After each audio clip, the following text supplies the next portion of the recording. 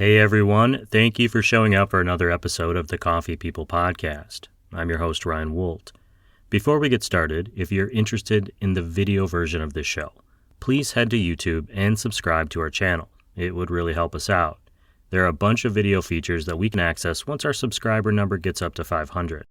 And since this is a new YouTube channel, we're not quite there yet. The link is in our bio and of course on roastwestcoast.com. You can also search Roast West Coast on YouTube or Coffee People on YouTube. We certainly appreciate it. Thank you for the support. Before we get started, you should know that we're participating, or at least trying to participate, in Podcasthon, a global charity podcasting event. The goal of Podcasthon is to draw attention to charities that podcasters support. This episode is dedicated to the Rainforest Alliance. You can find the link to our fundraising page in this podcast show notes. By partnering with farmers, businesses, government entities, and much more, the Rainforest Alliance seeks to mitigate the effects of climate change and support forest communities. The communities that are impacted are often in coffee-producing countries, and their mission overlaps with the needs of many coffee farmers. We've invited the Rainforest Alliance's Senior Relationship Manager with a focus on coffee trade, Kevin Lardner, onto the show. Please support your favorite charities when you can. The link to our fundraising effort is in our show notes and on our website, roastwestcoast.com. And now, on to the show.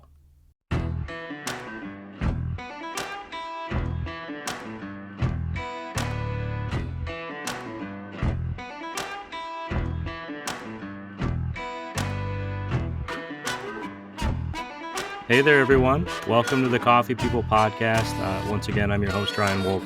The show is presented by Roastery Coffee Packaging. You can find them online at roastery.com. The Coffee People Podcast is part of our Roast West Coast Coffee Network. You can go to roastwestcoast.com to find recaps of this show, our Coffee Smarter podcast, and so much more.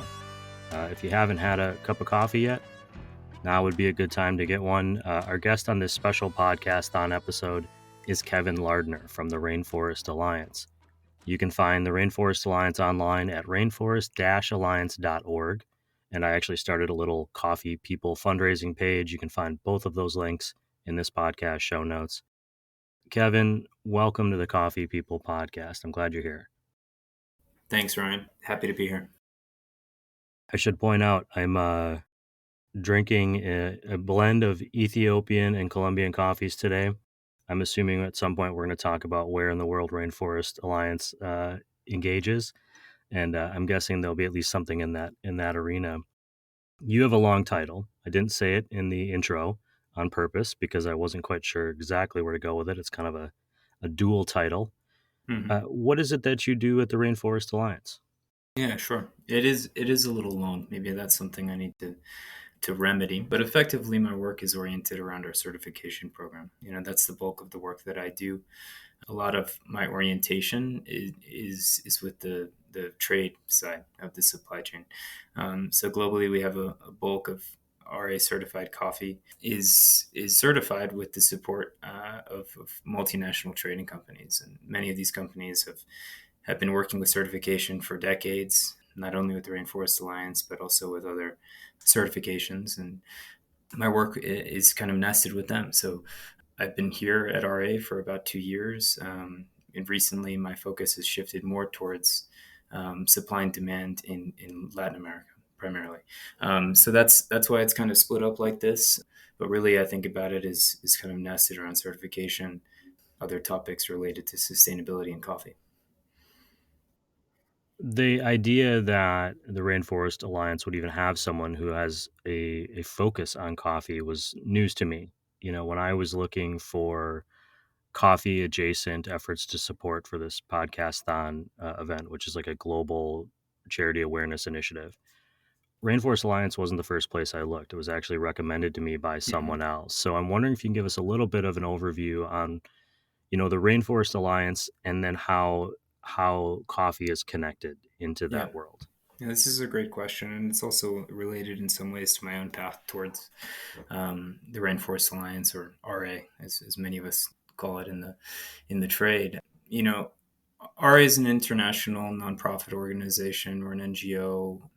I think fundamentally the objective of the organization is to try and harmonize the communities that produce a lot of agriculture commodities globally, including coffee, but also others, and to kind of harmonize the people and the nature in which these commodities are produced, to try and ensure that these various commodities, including coffee, can be grown in a sustainable way well into the future. RA has been around for over 20 years, working in coffee. It's in our DNA. The Rainforest Alliance also merged with UTS, which may be familiar to some members of the audience, which is another sustainability certification that was very active in the coffee sector prior to the merger. Many of my colleagues at RA are former UTSIs. I remember that little Yeah, tag. I feel like I remember that, seeing that. definitely. And so, we are touching on over 7 million farmers globally and farm workers through our certification programming. We have over 7,000 companies that are working with the Rainforest Alliance, likewise on uncertified supply chains, and in other areas. So we have a strong global reach, but coffee is certainly in our DNA, across a variety of different origins, and in destination countries as well, where you can kind of see the Rainforest Alliance frog on a bag of coffee at your local Whole Foods or Target or wherever. It's one of the better charity logos out there. Yeah, I'll say. we're very very fond of our frogs. You briefly mentioned it, that your background. You've been with the Rainforest Alliance 2 years, but you have a different background in coffee, and that was part of this journey. I want to get into the details about the certification and why that matters and what it means exactly. But before I do, I'm wondering if you could share a little bit more about your coffee path. When I set up this podcast with you, and I can't remember if I reached out to the team there, or they reached out to me after a few emails. I wasn't expecting you to have such a long history in specialty. How did you get started with coffee? Do you have a memory that kind of got you started down that path, and how did it get you to here? Yeah, I mean, this will probably resonate with the audience, but my path is, in some ways, it's not that unique. Like I was a broke college student and I needed cash, and so I walked into a coffee shop where I was going every day to get a coffee before class, and got a job. Eventually, I started working at another coffee bar while still a student that was serving Intelligentsia coffee. This was in Urbana, downstate Illinois, basically. And one thing led to another, right? I had these, in hindsight, really really fortunate opportunities to head up to Chicago to visit Intelligentsia's roasting works, meet with the team there, learn more about specialty coffee, the work they were doing. This was over 10 years ago, but I still didn't know what I wanted to do professionally. I had this passion for coffee. I liked the narrative surrounding direct trade. I think it was resonating with me at the time, but I maybe didn't really comprehend either the work that was going into facilitating these connections, or or the complexity that was embedded within those networks. So it was something that I was curious about. Ultimately, I went back to school, though. I actually moved to the UK, so I was at a small school in central London that was really oriented around, I guess, like the non-West. And I was studying a variety of different topics related to international relations. I was thinking about this kind of a pathway, international development, maybe sustainability, but I wasn't sure what I wanted to do. And again, I did what I'd done before. I stumbled into a local coffee bar in central London and got a job. Uh, and before you know it, I found myself more interested in the coffee bar than in the library. Eventually, once I finished my degree, I moved back to the States, with this kind of strong sense of maybe nostalgia for the London coffee scene. I mean, this was 2014. There was new coffee bars opening everywhere, new roasteries. I'd go hang out with our team at Square Mile in East London and, taste amazing coffee. And it was really eye-opening, right? And so I wanted to come back, and I wanted to do something similar in my hometown in Chicago. And so I had the opportunity to work on a new coffee bar back then. yeah, that's kind of how it went. So specialty really kind of forged at least my early passion for coffee. A lot of that was driven by the sensory side, also just the thrill of working behind the bar during a busy rush and preparing a lot of coffee and seeing the same faces every day and making them smile and really spreading the joy that I was seeing in the coffee with these communities. So that was kind of where things started and how my path was kind of forged. You ended up working your way into a couple of different roles at Intelligentsia. In particular, I'm doing this a little bit from memory here, but I believe took on some challenges in buying and Yeah. some bigger picture roles than being a barista, which is more, in the moment. We got to get this is done to serve the customer. From there, what made you think I want something different? I want to incorporate this sustainability into my life, and how did that bring you to Rainforest Alliance? Like I mentioned at the start of my little monologue, Intelligentsia has always been close to my heart. I think that's true for a lot of us who've kind of come around through specialty coffee and have kind of grown up enamored with the work that Intelli has done over decades also in the sector. In that sense, I had this initial opportunity to join the sales team at Intelligentsia. I thought it'd be an interesting way to move up within the sector and build some new connections, but also to learn. I think fundamentally to have more exposure to the business model, to see how I could personally play a part in the mission that was direct trade. That's something that resonated with me then, and I think still does. Some of my moves at Intelli were quite pragmatic. I was there during COVID, which was a very dynamic time for coffee in general, certainly in specialty coffee. I had some big clients who were buying a lot of coffee. A lot of that coffee came from Brazil in particular. And in many ways, I think some more of my exposure to the green coffee side of our supply chain emanated from just pragmatic need. Like people needed coffee. We also had a frost that happened back then, which led to supply constraints and a lot of stressors in our supply chain. So, having the opportunity to meet with more exporters to understand more where Intelligentsia's coffee was coming from was eye-opening. And I was fortunate back then to have leaders within that business who gave me some opportunities to become more embedded in that work and to travel to Brazil to meet with some of these exporters, cup coffee, and help with the purchasing. So that was kind of how the work came about for me. And of course, I always had a strong intellectual curiosity. I wanted to see the farms and to meet some of the people who were producing the coffee that I was selling to my customers, because I felt it would help to strengthen all of those relationships in time. The Rainforest Alliance certification that we mentioned earlier, Mm-hmm. what is that exactly? And, what does it mean when I see that on the bag? So the Rainforest Alliance certification it's a sustainability standard. So this is not dissimilar to other certifications that your listeners might be familiar with. Fair Trade US. We also have organic certifications that are quite common in the US in coffee. You'll see the seals on a package when you go to the grocery store, sometimes to your local coffee bar. What RA's standard communicates, or effectively attempts to communicate to consumers, is that the commodity in that bag is sustainably produced. Basically, the agricultural practices that are linked to the commodity inside the package is sustainable. And that's a fundamental claim that we seek to communicate with the certification program. The current iteration of our standard, we call it the Sustainable Agriculture Standard, or the SAS for short, sometimes we use in discussions with companies. It's a long list of criteria. There's a farm standard and there's a supply chain standard. So depending on basically your orientation within the coffee trade, you might have the farm requirements or the supply chain requirements applicable to you, right? But most of the certificate holders we have are farms. And many of these are smallholder farms, so maybe less than a couple of hectares.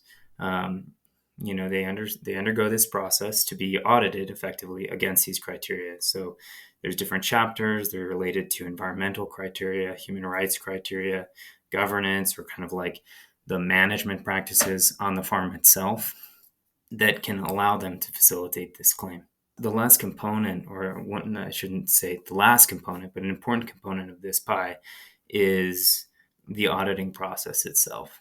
So it's a third-party audit. So what this means is that a certification body, which is kind of an external and uninterested counterparty, is hired to come in and to audit against that criteria in RA standard. And so that's where the credibility and the strength of the sustainability claim comes from in the end, because this uninterested counterparty is coming in, they're reviewing the performance effectively against the standard itself, which is what facilitates the claim. And so this is what gives consumers the confidence that the commodity is sustainably produced, and so that the coffee is sustainable. There's a third party comparing what is happening on the ground to the certification you guys have developed, to the standards you've developed. Money is always in play here. The coffee market is wildly dependent on or wildly impactful on economy. You mentioned small farmers, and that's something I kind of was like, oh, that's interesting. What does this cost the farm? If I'm a small farmer and I can't, my local farmer here in San Diego doesn't have organic certification. I know he's growing things organically because we've discussed it. He's open to letting people visit his farm, but he doesn't want to pay for the certification. How do you create a system in which farmers, especially small ones, can be engaged in this way and get the advantage of having this label on their bag or on their product? Yeah.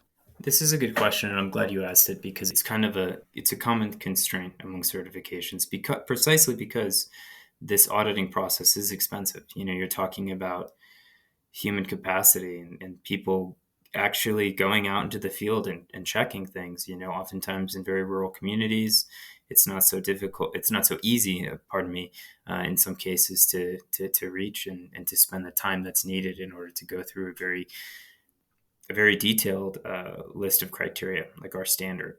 It's not something that's lost on us. It's also been a challenge, I think, that a lot of third-party certification schemes have had to manage over the years. And there's a few mechanisms in play that allow us to reach more smallholders. You'll see, for example, in the list of RA certificate holders, many of them are cooperatives. So, for example, in countries like Brazil, Colombia, like all across Central America, you'll see large cooperatives, organizations who manage certification on behalf of the farms that are party to their certifications, their license, effectively. And you'll see a lot of groups organized this way. This way, with the co-op model in play, those costs can be distributed across the group in a way. And then central administration of the certificate is really helpful, because there's a lot of administration that's required on things like traceability in order to maintain the chain of custody of a container of coffee from point A to point B. It requires a great deal of steps that are sometimes not necessarily super clear to people who are outside the sector or not working in this stuff day to day, but which does require a lot of deliberate effort. So that's one kind of aggregation model that we see in play that can help. Of course, we also see exporters playing a really significant role in this as well. This is an area where some of my work becomes relevant, precisely because these exporters, trade organizations effectively help to also to aggregate sometimes small farmers who are otherwise maybe completely disaggregated. They might not even have strong access to markets or buyers in destination countries. And if they do have them, sometimes those relationships can be fraught by things that are completely outside our control. For example, right now, the coffee market is undergoing a really great period of volatility. As I'm sure you've seen, we're seeing sometimes 20-cent intraday swings in the C market. Like, from my point of view, this is a really, really difficult operating environment. You're trying to trade coffee at scale. So all of which is to say, it is a challenge with certification. I think it's also an opportunity for improvement and one area in which the Rainforest Alliance, as a standard setter and as a certification scheme, reacts to volatility, increased coffee prices sometimes, is by making sure that we're being present in conversations with our certificate holders, soliciting feedback from them on supply, on demand, what's happening in the market, where do we see more opportunities for engagement or investment to help to facilitate the demand or the supply necessary to meet consumer demand on certified commodities, which is continuing to grow. Something that's going to run through my head here for a minute or two, and that is, Mm-hmm. when I donate my $50 or my $100 or whatever, just as an individual to the Rainforest Alliance, hearing about that certification, the efforts and the need to, in some cases, co-op or figure out how the farmer is going to afford this or the exporter is going to afford it. Is there any sort of scholarship programming or any sort of bucket that coffee people like me can be like, hey, this is kind of what I want to support?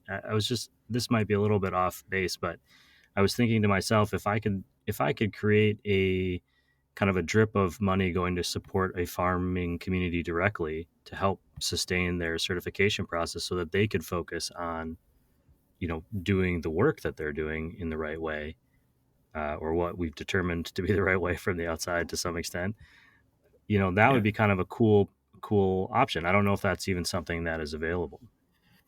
Yeah, definitely. And RA is a global organization, so I have colleagues in various offices all around the world working precisely on these topics. I mean, as a charitable organization, I mean, as an NGO, we're constantly soliciting opportunities from partners in the market, companies who are in the trade, so to speak, are working under the banner of certification to advance sustainable agriculture in these forest communities. And so we see direct investment with companies. That's one way in which your listeners, if they're representing these companies, that's one way in which we're able to channel support to farmers and coffee supply chains globally.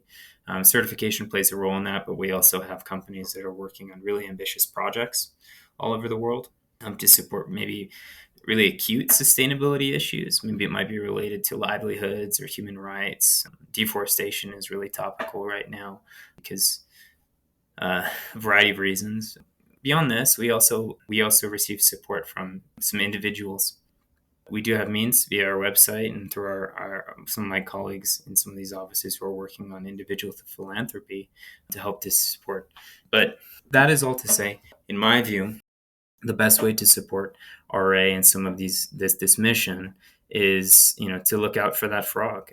Basically, if you see the frog seal on a bag of coffee at the supermarket and want to give it a swing, you'll be able to walk away with the knowledge that purchase is helping to support a global mission and one that's linked intimately to the sustainability of coffee. I mean, that leads me to my question as somebody who's sitting here in Southern California. Why should I care about what the rainforest does? I don't live in the rainforest, my audience probably doesn't live in the rainforest, although it'd be cool if they did. Why is this important? We're talking about it as if it is, but why is it?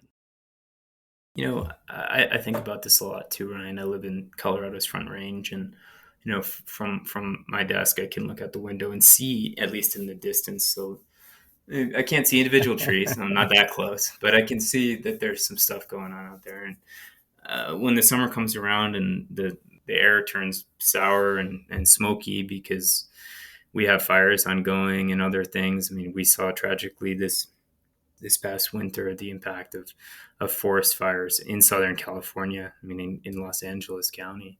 And for me, those are inflection points where I do think that our communities are more closely linked with rainforest communities than we might know.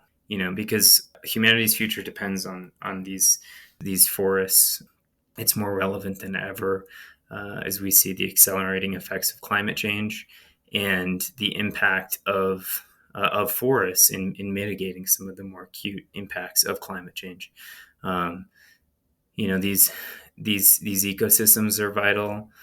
We see agriculture as a particularly acute threat to forest degradation in a lot of in a lot of tropical forests and rainforests. So that's one acute reason why I think we should be cognizant of them, even if maybe we don't have the opportunity to go and visit them very frequently. That's one urgent reason, in my view, to pay attention to what's happening here. We also see challenges in the coffee sector that are related to climate change that are maybe more unique than in other sectors that RA works in, particularly because our friend, the Arabica coffee plant, is particularly needy. It's a sensitive plant, and it likes to grow in very particular conditions. With a diurnal cycle that's quite exaggerated, and one in which, if you're looking at a mountainside and you're growing coffee currently at 1,200 meters above sea level, and you're noticing that it's becoming more difficult every single year to achieve the same yields that you had 2, 3, 4, 5 years ago, or cup quality, or any other, consideration, and you look up the slope, you see that there's also, a couple hundred meters of room up the mountainside, but it's all heavily forested, and like you can't really, if you're a farmer, there's not really a whole lot of options left. And so we try and look at this picture with a holistic view, one that considers the pragmatic needs to operate a farm in a way that it is, financially sustainable for the farmer themselves, but I think also one in which allows them to mitigate some of the more acute impacts of climate change. So for this reason, we're looking at things like regenerative agriculture or regenerative approaches to coffee production that can help to reduce the use of things like inputs, chemical herbicide applications, also things like cover cropping and agroforestry, which can also help to, if you're not reversing some of the more harmful effects of climate change, it might actually just at least create an ability to mitigate some of the more nasty bits. So it's a holistic answer. It's a complicated question, but I think it's also one that humanity's future depends upon. Certainly if we want to continue drinking coffee in the future. I mean, we might have coffee. I don't mean to be like super over dramatic, but it might just not be your 90-point geisha, banger that's like singing floral, singing high citrus acidity, like all of these amazing things that we love about specialty coffee, and that I personally fell in love with when I first kind of got into coffee in a serious way. My hope is that we can continue to have those experiences and those coffees well into the future. That brings me to this idea, ways that we have an impact on our life. And the reason we want to have an impact is because there's I think, an innate desire in people to leave things better than they found them, or at least as good.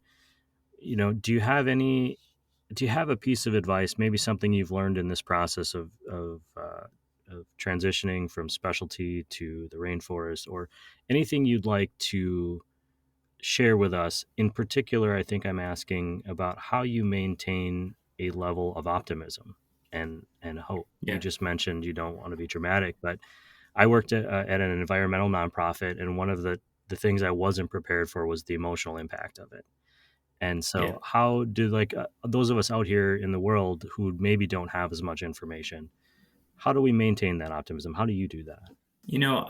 I think it's a great question, and it's not always easy. I mean, you look at the news and you see, like I alluded to, recent news in California, for example, and trying to reflect on what's coming through, my iPhone screen and my own work can sometimes be difficult. And I think that maybe I'd be naive to think that all is well and good and that we'll have a very prosperous future in coffee, because there's really acute challenges, like I mentioned right now, this volatility that could put immense strain on the coffee sector. I mean, there's a lot of things that I reflect on now since I've had this experience at the Rainforest Alliance, also working more in commercial coffee, not necessarily as much specialty, that makes me nervous. And I try and compartmentalize. I try and do what I can to kind of get through my days.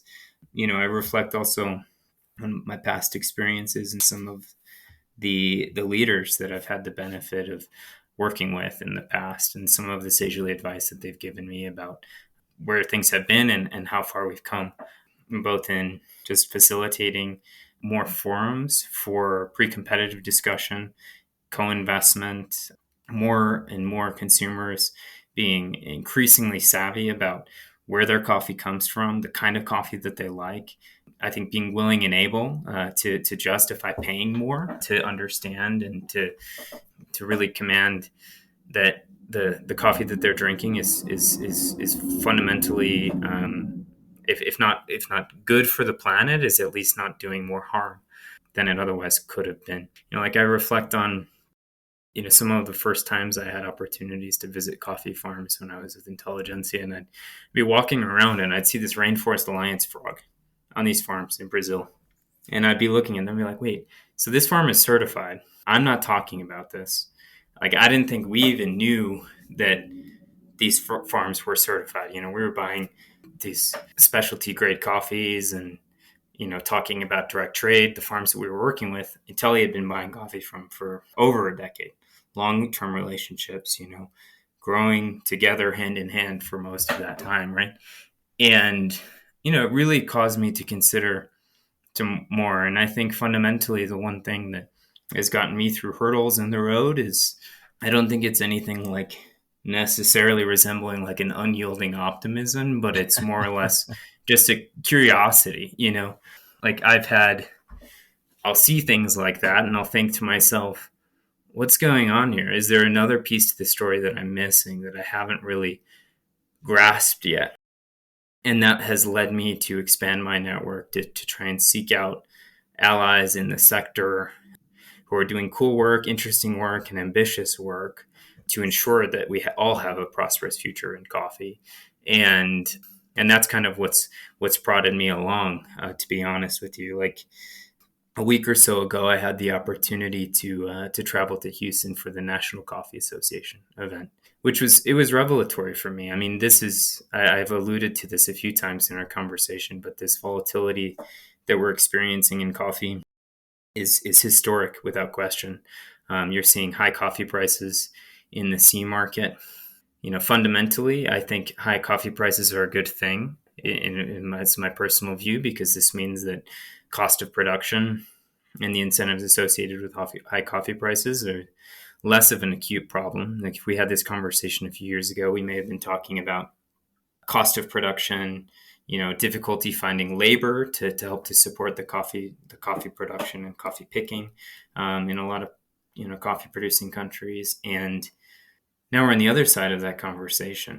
The things that I'm seeing now and that I'm understanding now, I don't think I would have been able to perceive a few years ago when I was working in specialty, to be frank, because I'm seeing the other potential ramifications of not necessarily high prices, but volatility. I mentioned when we see really hyperbolic swings, like one day to the next, 20, 30 cents, one or the other, it creates an operating environment for people who are actually like physically trading coffee. I'm not talking about the futures or any speculation in the coffee market that might be coming from Wall Street or other places. Basically, people who have no real intention of physically buying or roasting coffee, but it makes the environment really difficult. And, when I was in Houston, there was a lot of conversation about this and how we would weather the storm collectively.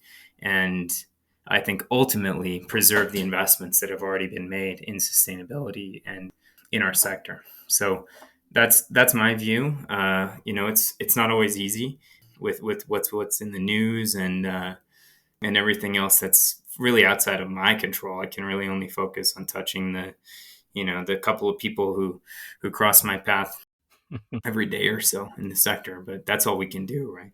Is there a mandate when you join the Rainforest Alliance that you get the frog tattooed on you somewhere? I just want to make sure everyone knows. Yeah, I think it's a good question. I've thought about this because we've been having conversations with colleagues about SCA, which happens again in Houston in a couple weeks' time, and we're all excited to go and to meet friends and taste some beautiful coffee. And we're thinking, okay, maybe we should get some swag. Like, it's in Houston, and I was thinking, man, we should do a frog belt buckle. I thought that would be a sweet idea. And but no one else is bitten. I don't know why. Maybe my ideas aren't so good. I hope there's green rhinestones of some kind along. Oh, definitely. what did I, miss, or is there anything about the Rainforest Alliance that we need to make sure we cover, in our time here today, or the best way for us to support the Rainforest Alliance? You already mentioned, obviously, looking for the logo, but beyond that. Yeah, certainly. I think this is the where it really starts and stops for me. I mean, most of the financial support that RA receives is directly derived from the certification program and from consumption of RA certified coffee. So that would be my call to arms for the audience is to seek out the frog, try the coffees. If you're in touch with your local roasters, maybe they're curious about certification or entering the space.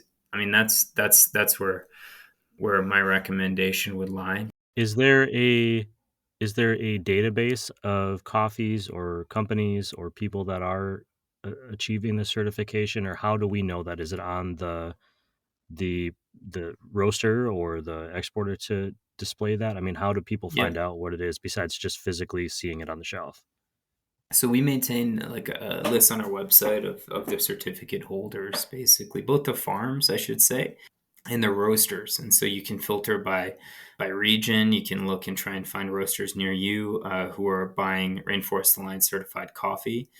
Many of them are very proud to talk about it and perceive the value of very positively of the investment that they're making in sustainability via their coffee purchasing. So that's one way.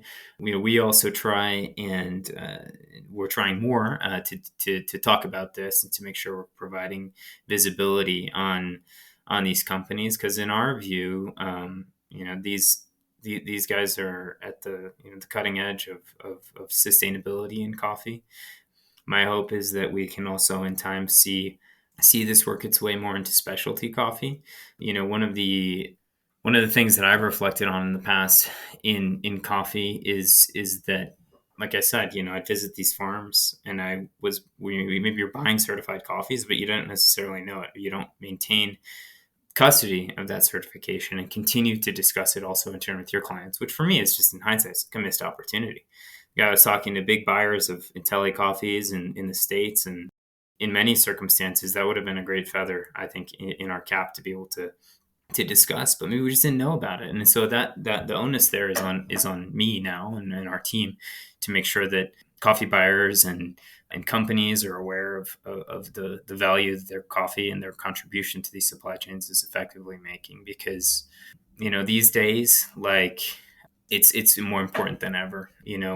We had as a global NGO, for example, I don't need to wade too much into politics, but for example, with the shuttering of USAID and associated development funding, international development funding, we saw immediate ramifications in our own little organization. And so that is also true of many partners in coffee globally who are working really hard to push for a sustainable future for coffee. So I think now more than ever, this sort of intentionality on the consumer side is super important, because sometimes we can't rely on the state or others to continue to advance the mission. I think living as an intentional human is a daily challenge, but one that comes with a lot of its own rewards. You mentioned that you are in Colorado. At some point, Yep. I assume you're crossing that distance between where you sit and those trees. I know I certainly would. Assuming you Yep. come across a good coffee shop along the way, what are you going to order? Well, I'm not that interesting, when it comes to coffee. I usually just, try and be unobtrusive and ask for whatever drip coffee is made. But I do have preferences. I'm not such a big advocate for naturally processed coffees. I know this can be a kind of a hot button topic, but it's not that I haven't had fantastic ones. There's beautiful naturals and everything, but usually my preference is just for, if there's a nice washed coffee, if it happens to be from East Africa, awesome. If not, also awesome. And I'll usually go for that. But I'm a little spoiled here in Colorado. We have a bunch of really terrific roasters who are doing great work. Many of them are pretty close to home as well. So if I'm on my way up to the mountains, I can squeeze in, grab a quick drip, and roll. In the past, I love to drink and to fiddle and to to mess around with brew methods and stuff. But I think as I've gotten older, and maybe as my palate has just become more and more junk, I just have my preferred method and stick to it. Kevin, I really appreciate that you took the time this morning. Obviously, this is a crazy time in the world of coffee, and also, as you mentioned, in the world of nonprofits. Funding is a really interesting, intricate part of our economy. So if you're out there listening, and this sounds of something of value, please take a look at those links. They're going to be in our show notes. They'll be in our newsletter when that comes out. I certainly appreciate you all being here. And again, that's rainforest-alliance.org.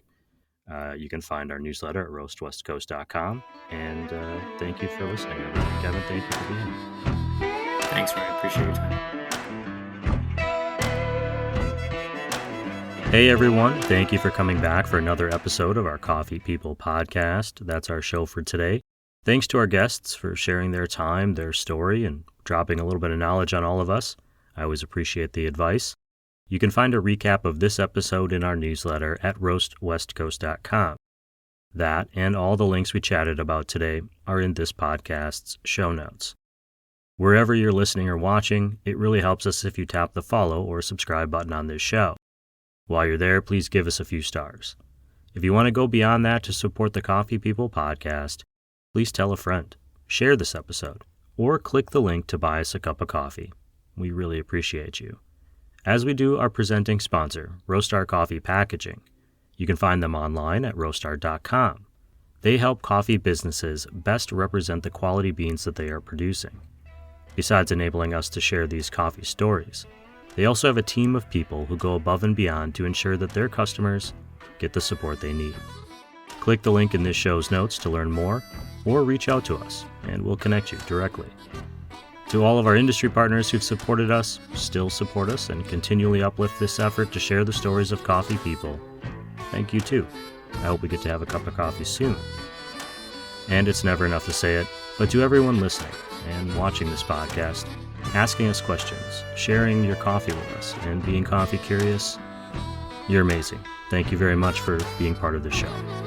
This episode, and all of the episodes of the Coffee People podcast, are part of the Roast West Coast Coffee Network.